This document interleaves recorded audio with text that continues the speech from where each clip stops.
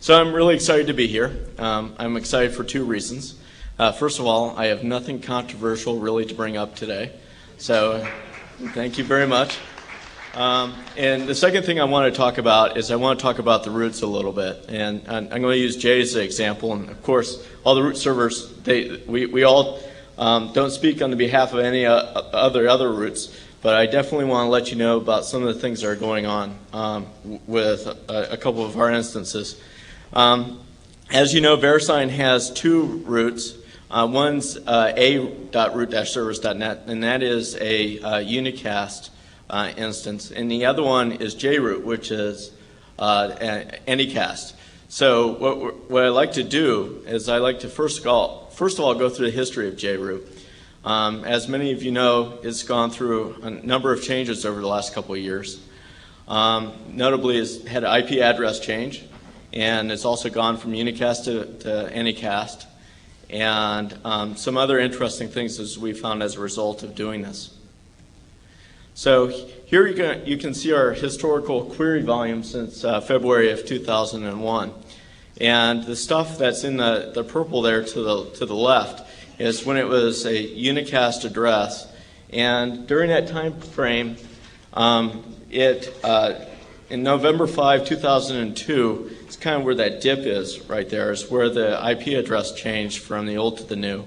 And we're going to get into that a little bit later. And then the anycast instance, which started on March 17th of 2003.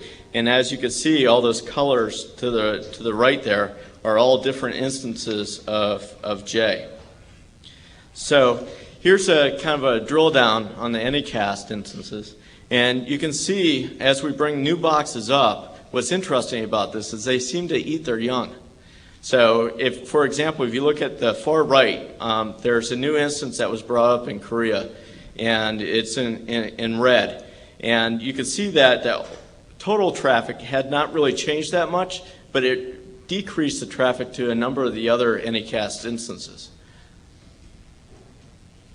And this graph kind of actually shows this a little bit better, where you can see that off to the right in September of 2004, that many of the other anycast instances actually dropped their total aggregate traffic, whereas when the new instance came along, it kind of took over. So now we're going to flip a little bit and talk about JRoot and when it's changed its IP address. And as you can see, the new IP address took off and increased in traffic, which is expected. But what's interesting here is the green line. And the green line is the old IP address. And what's interesting about this is whenever you have a root server, you kind of have a disease that lasts a lifetime. And so for as long as that IP address is exposed on the internet, it's going to get DNS traffic. And we're going to talk about what types of DNS traffic it actually sees here in a moment. And here's a drill down a little bit closer about the actual change of the IP address. The address was actually announced on November 5 of 2002, and you can see that traffic in that afternoon, that afternoon zone cut release, and you can see that traffic actually increased to the point where a couple days later it actually overtook the old instance with the new traffic, with the new IP address rather. So why does the old JRoot still have traffic? So what we did is we took a week's worth of source IP addresses, which is actually fairly recent, and for each 24-hour period, we actually took out addresses that were probably priming queries. And so we took those that queried the JRoot at least 3 times. And when we subtracted those out, it took out about 70 to 100,000 IPs per day. And that left us an aggregate of a little over 200,000 unique IP addresses. And we wanted to see what was going on. So what we did is we took this really cool fingerprinting software that Roy Ahrens wrote, FPDNS, and tried to fingerprint all of those IP addresses. And as expected, a large number of them were unreachable because of firewalls and other sorts of things. Actually, internally, we call them IWPs, so idiots with firewalls. So, but the ones that we could find reachable, we found that there was 141 different signatures associated with them. And the results are actually somewhat surprising. As you can see, a large number of the actual traffic instances are very recent versions of bind. And this kind of dispels one of the rumors that priming, which was broken in earlier versions, basically priming is getting the NS set for dot. It seems to be, maybe there's more to it than this, than what we see right now. So what's going on? Well, we really don't know. And so we really need to look at this a little bit more closely, and we need to have a new theory. Because this sort of traffic really theoretically ought to go down and hopefully someday just go away. But as you can see, it does not. So now let's talk a little bit about the J's anycast structure. Each site is globally visible behind AS 26415. And all of those are global. All instances are globally visible to anyone else. Now, other routes have different policies. Some of them have sort of local anycast instances. Some of them have actually anycast within their own network and so on. But we have a global view, which is kind of interesting.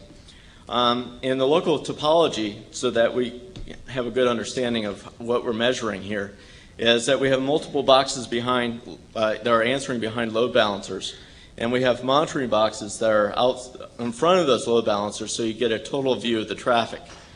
And one of the things that we did is we decided to take two 24-hour snapshots during the week. Mondays are always heavy days because that's when everybody comes back to work and starts using their boxes again. So we decided to use midweek traffic, both the Tuesday and Thursday instance, and try to figure out what kind of systems are looking at these boxes. And what we did is we did a couple fun things. One is we looked at geomapping, mapped the IP address to geographic location. We also looked at what types of systems are hitting those boxes and what sorts of systems are actually asking for invalid TODs and other sorts of interesting behaviors that I'll get into. So what we did is we took some commercially available software and actually mapped the IP addresses that we've received in those two 24-hour traces and actually mapped it to the physical location. And the colors that I'm going to show in the maps following this, the brighter the color, the more sorts of queries that we receive from that particular IP address. So here we have our first server, which is based in Dulles. And what's interesting about this is it has, of course, a lot of US traffic, but also has a lot of traffic in Germany. And what's interesting about this box is it's actually a box that's co-located in AOL's facility, and they have a large presence in Germany. And actually this actually shows through here. Now here's another box, which is in Los Angeles. And this traffic actually changes quite a bit in terms of it sees a lot on the West Coast, but it also sees a lot in Japan. So it's very close to a peering point that deals a lot with Japan, so that seems to make sense, as well as Australia. Here's another box that's in Mountain View. And again, most of the traffic, well, unlike the other ones, it has a much more sort of continental US sort of flavor to it.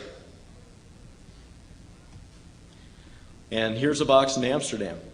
And what's interesting about this is in Europe, obviously, is very much congregated there, and as well as the eastern side of the United States, as well as other places like South America actually shows up as well.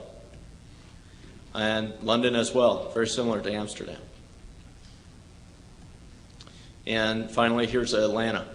And you can see that, again, there's quite a sort of locality of reference in dealing with these servers and the amount of traffic it receives from those particular sites. And I guess there's one more, Singapore. And what's interesting about this is it's focused a lot on Asia. So what does this all mean? Well, one of the things that people always kind of like this eye candy. But it used to be that there was this mantra that was spoken here, and that location did not equal topology. And that was because everybody connected to the United States because their interconnect costs between the countries were so high. And as we all know, this is changing quite a bit. And location is actually starting to become more aligned with topology. So another interesting thing that we did as part of this project is we collected the TTLs on the IP packets. And this gives you kind of a rough correlation. And I'm talking really rough. This is not, something you can feel really definitive on the correlation of the OS that sent that particular packet. And if the TTL is less than 30, it was typically an AIX box. Less than 64, a Linux or BSD box.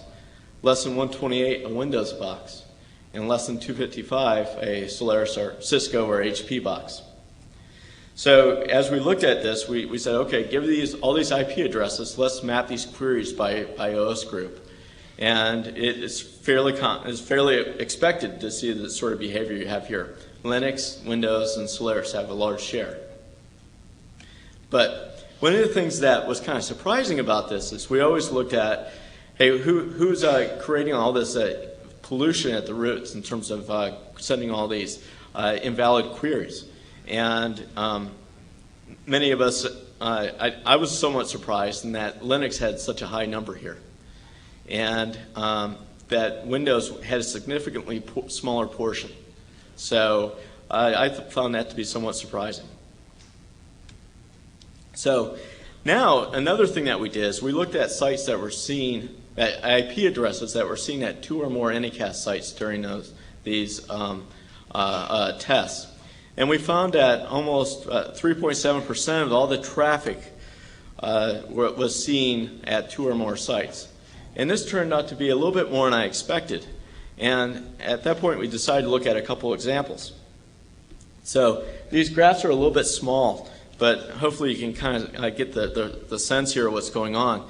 The one to the left has kind of normal oscillation, where it goes to one site and then it shifts to another, and back to the initial site, and so on and so forth. But the one to the right is somewhat worrisome to me, because it has somewhat of an abnormal sort of jitter. And you can see that 2 or more sites were actually getting traffic at approximately the same time. And this I was somewhat surprised about. Most of our findings have so far been found at somewhat far-flung sites, places that are not close to what we consider the core of the internet today. But they are, again, a part of this whole sort of community, so we need to service them as well. So the take-home of this is that we expected to see some sort of sawtooth distribution if you saw 2 or more IPs at 2 or more locations. But we have a noisy distribution in some of these cases. And this, of course, does not affect UDP, but it does affect anything with stateful transport. And maybe there are some things that actually are taken care of by not running, by running sort of local anycast instances. But we need to look at this as root server operators to see what's really going on. So I found that to be fairly interesting. Obviously, I have an older version of the talk here, but this is actually another sort of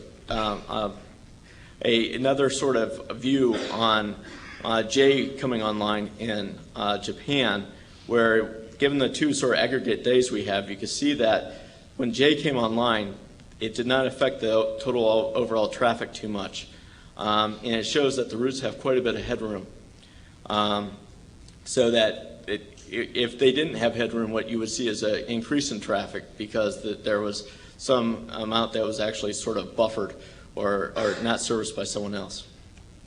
So, conclusions.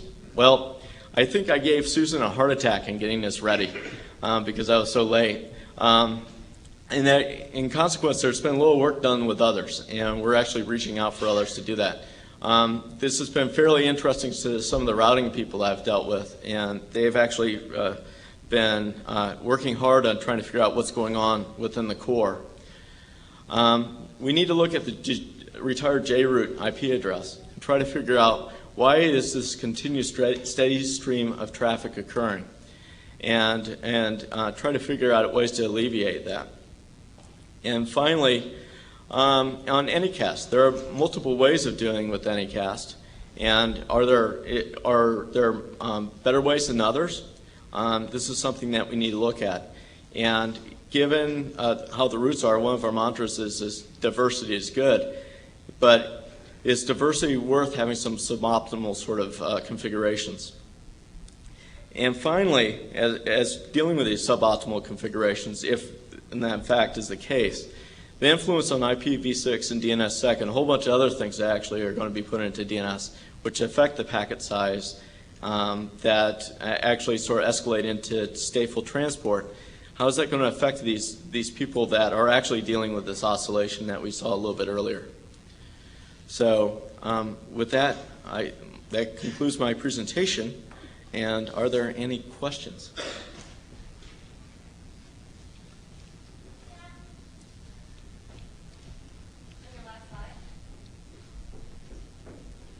Uh-oh. Very little work done with others. So Kata does some work on DNS. Would you like to make your data available to the research community so we could study it? We will certainly work with you on that.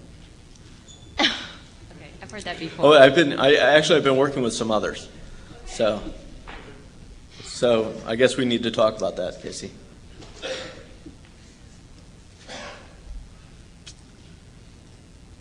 Great. Any other questions?